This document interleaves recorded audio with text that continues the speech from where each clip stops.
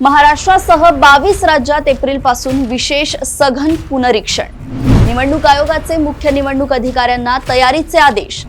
घरोघरी जाऊन मतदारांची माहिती पडताळली जाणार। मतदार यादी अधिक अचूक आणि पारदर्शक करण्यावर आयोगाचा भर। भारत निवडणूक आयोग यांनी देशातील मतदार यादी अधिक अचूक आणि अद्ययावत करण्यासाठी विशेष सघन पुनरीक्षण म्हणजेच SIR मोहिमेचा पुढील टप्पा जाहीर केलाय।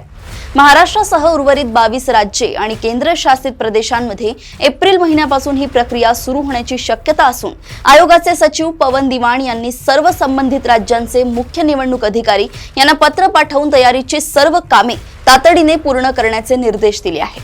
10वी व 12वीच्या बोर्ड परीक्षा पूर्ण झाल्यानंतरच ही मोहीम सुरू करण्याचा आयोगाचा मानस असून त्याआधी मतदारांचे क्षेत्रनिहाय नकाशीकरण आणि प्रशासकीय तयारी पूर्ण करण्यावर भर देण्यात आला आहे। या विशेष सघन पुनरीक्षणात बूथस्तरीय अधिकारी आणि बूथस्तरीय प्रतिनिधी घरोघरी जाऊन मतदारांची ओळख, वय, पत्ता आणि पात्रता तपासणार आहे।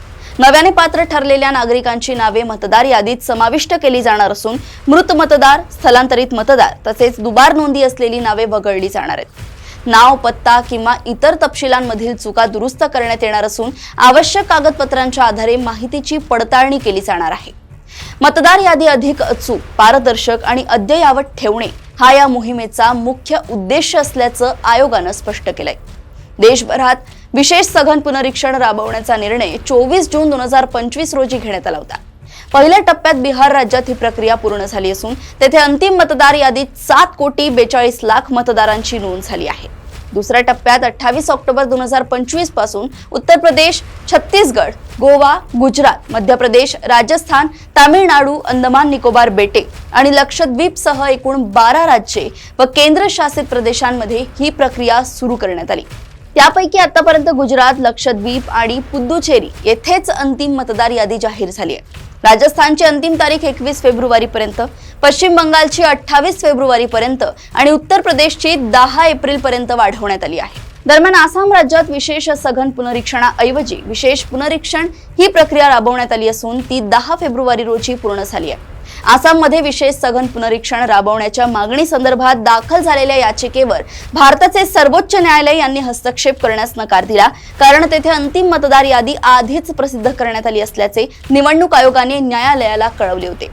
निवडणूक आयोगाच्या माहितीनुसार आतापर्यंत 2 टप्प्यात सुमारे 61 कोटींपेक्षा अधिक मतदार या प्रक्रियेत सहभागी झाले आहेत। आता तिसऱ्या टप्प्यात उर्वरित सुमारे 37 ते 38 कोटी मतदारांचा समावेश केला जाणार आहे। पहिल्या आणि दुसऱ्या टप्प्यात आलेल्या अडचणी लक्षात घेऊन तिसऱ्या टप्प्यात प्रक्रिया अधिक सुलभ करण्यात येणार असून अनेक प्रकरणात मतदारांना निवडणूक कार्यालयात प्रत्यक्ष हजर राहण्याची आवश्यकता कमी केली जाणार आहे।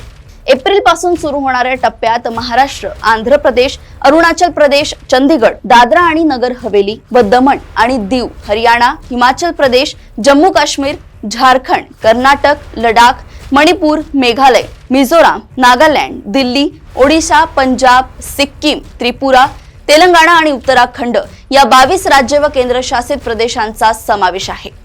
कोणताही पात्र नागरिक मतदार यादीबाहेर राहू नये आणि कोणताही अपात्र मतदार यादीत राहू नये यासाठी ही देशव्यापी मोहीम राबवली जात असल्याचे निवडणूक आयोगाने स्पष्ट केलंय। अशाच घडामोडी व अपडेट्स मी ऐश्वर्या आपल्यापर्यंत घेऊन येत राहील। तोपर्यंत बघत रहा देशोन्नती। नमस्कार।